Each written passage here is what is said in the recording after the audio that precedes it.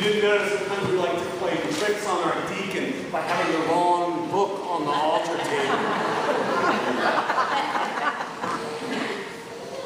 You handled that beautifully, absolutely. As some of you may know, I just returned from vacation, from spending a fabulous week in the Outer Banks of North Carolina. If you've never been there, I highly recommend it. This was the 25th year that Diane and I have been gathering with a group of other dear, dear friends from all over the country. We've got a handful of psychologists, one professor of psychology, one archivist turned nurse, one lifetime educator, and then a priest thrown into the mix. As you can imagine, conversation is lively, to say the least. So our first night at the dinner table, after we've done a little bit of checking in, our conversation wound around reflecting upon the state of current affairs in general. And one of the first observations, this coming from a psychologist who works at a counseling center in the University of California, Santa Barbara system, was this observation that there's a growing, almost endemic sense of anxiety amongst emerging adults and college-bound students. They just are presenting with such a sense of uncertainty and anxiety. And then we sort of talked about how that's true in some ways of our nation as a whole as well. And it's evidenced in sort of our increased polarization, our decreased ability to respect differences of opinions, to sort of sit with ambiguity, the resurgence of white nationalism, all of that, a reflection of anxiety, I think, that's gripping our country. And we're not this group, we're not pessimistic by nature, we're not hysterical, we're not bound to sort of apocalyptic thinking, and we weren't even on this particular night. But I have to tell you, as we talked about the range of issues that we all see night after night on the news, whether it be immigration challenges or the spate of shootings, and this was before El Paso and Dayton, or what's happening to our globe and the climate. As we talked about these things, sort of a hush fell upon the table. It really did. I, perhaps not surprisingly to you, broke the silence. But it was because I so respected the wisdom at the table. And I said, okay, so you all, what can we do about this? What can we do to reverse the course of things? What can we do to make a difference? And that question was met with a moment of silence too. And then one friend broke that silence. He's a former Roman Catholic, a graduate of Notre Dame. And he said, I know that what I'm about to say might sound controversial, and in some ways it is critical. He said, I have to say, I think that religion has failed us. I think that religion has failed us. And he said, I'm not sure how we get our corporate sense of connectedness back, absent that. He said, maybe, just maybe, what will pull us together, what will unite us, what will even become sort of a religion of its own, will be as we come to understand that we're killing our planet if we wish to exist on it for generations to come. We need to do something different. He said, maybe that's going to unite us.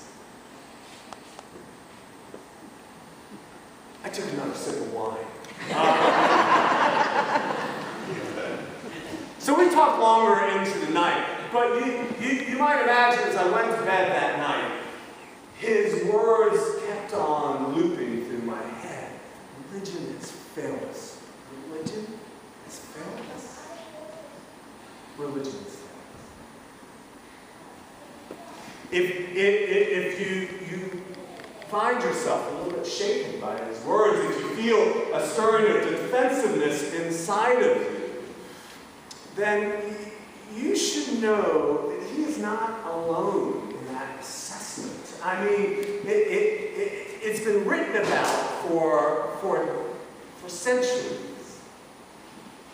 And in fact, our first lesson that was read today from the prophet Isaiah, it says much the same thing. Religion has failed us. And Isaiah is speaking for God. Let me tell you what one pastor said about this passage that we heard. Paul Simpson Duke, he's the pastor of the First Baptist Church in Ann Arbor. And about this lesson from Isaiah that we just read, he said, in our canon, our Bible that is, Isaiah is the first of the book of the prophets. And we are here on the very first page of it. This is God's first order of business in the prophetic literature. A withering assault on worship.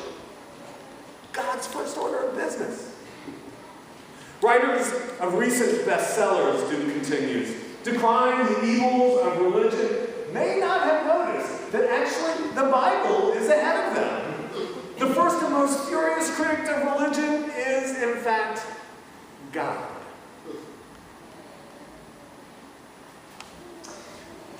Isaiah is this massive 66-chapter book. It spanned, scholars say, 4 centuries of time. Compilation of oracles and narratives that were put together. Isaiah, not obviously the writer of those 4 centuries of narratives, but the first, and he himself was a prophet, they believe, somewhere in the neighborhood of 40 years, serving throughout 4 different rulings in Judea. I gotta say, with words like this, it's hard to imagine he lived for 4 years, much less 40. But prophets, even though they spoke hard truths, they were not to be ignored because they spoke the truths of God. And the words that Isaiah speaks to Judea, to the religious, to the holiest of holy, are powerful words. Hear the word of the Lord, he says, you rulers of Sodom. Listen to the teaching of our God, you people of Gomorrah. What to me is the multitude of your sacrifices, says the Lord. I've had enough of burnt offerings, of rams, and the fat of fed beasts. Whoa! Let me tell you, if you ever hear someone call you people of Gomorrah, that's not a compliment. Things didn't turn out so well for the people of Gomorrah. Isaiah's audience would not have missed that point. What he's saying to them, the judgment that he is bringing to them is this. There is this disconnect between their worship inside the sanctuary and their life outside the sanctuary. There is blood on their hands because they make these sacrifices in the sanctuary, but there is blood on their hands because of their behavior outside the sanctuary. It's blood from a violence which too often they have been involved. It's a figurative blood because they have turned their backs on the orphan and widows, because they have participated in oppressing others, and because they have been indifferent to the teachings of the Torah. These are God's chosen people. These are supposed to be the people of the covenant. The Torah was written for them so that they could live a holy life, and Isaiah is coming to them and saying, God is watching, and you failed.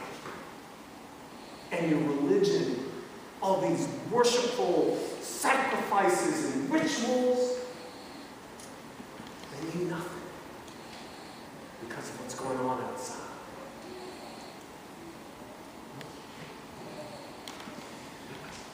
But if you've read Scripture, you know that so often, on the heels of these words of judgment, there are words of promise. That is mercifully how God operates. And indeed, on these words of judgment, Yahweh offers words of promise. Yahweh speaks through Isaiah, whose name quite literally is translated to mean Yahweh may save. Yahweh may save. Yahweh offers these words of promise. Come now, let us argue it out. Though your sins are like scarlet, they shall be like snow. Though they are red like crimson, they shall become like wool. If you are willing and obedient, you shall eat the good of the land. Do you hear? There's hope. They have not failed forever. God has not given up on them. Come, let's argue this out, and let's get back to the business of making a holy life and of making religion matter.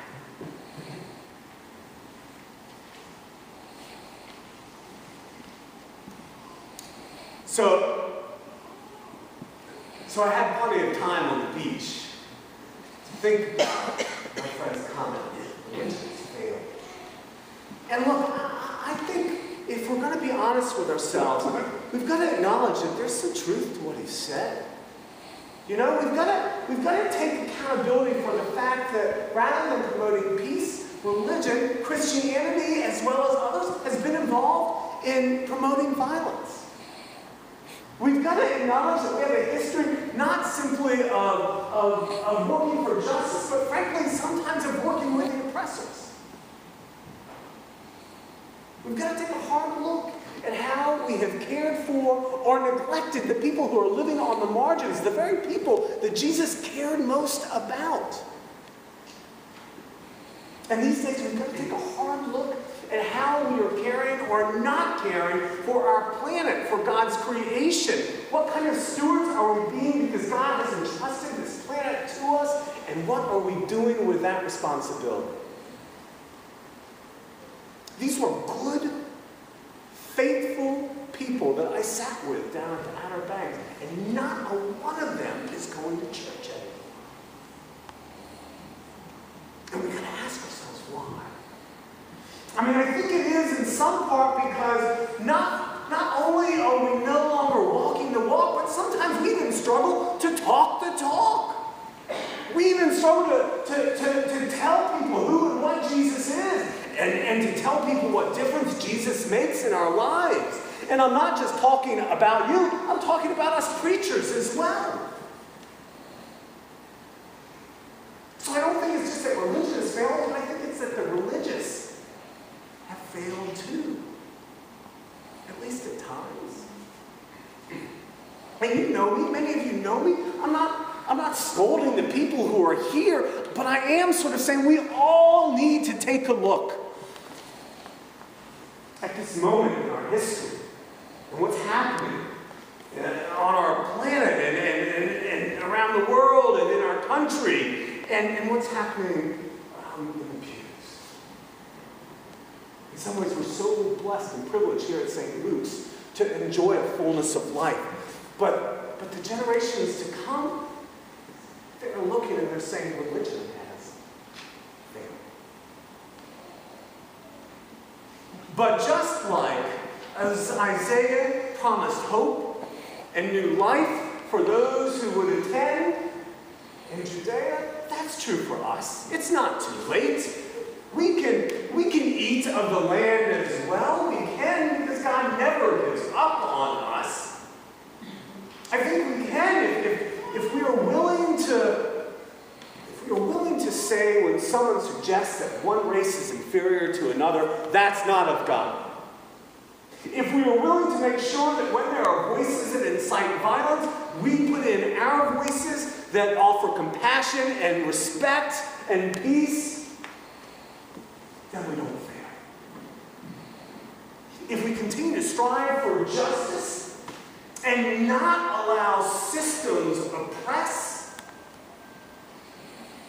then we make a difference. I think that we still have a chance to say that religion has not failed, that the religious have not failed.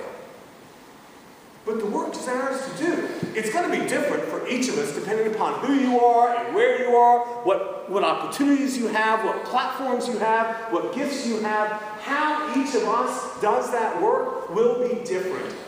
But if we are to claim to be people of God and claim to be people who are religious and claim to say that religion makes a difference, then each of us needs to make a difference.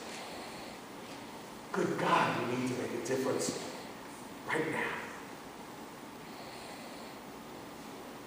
If we do, then the generations that follow will know that religion is not fair.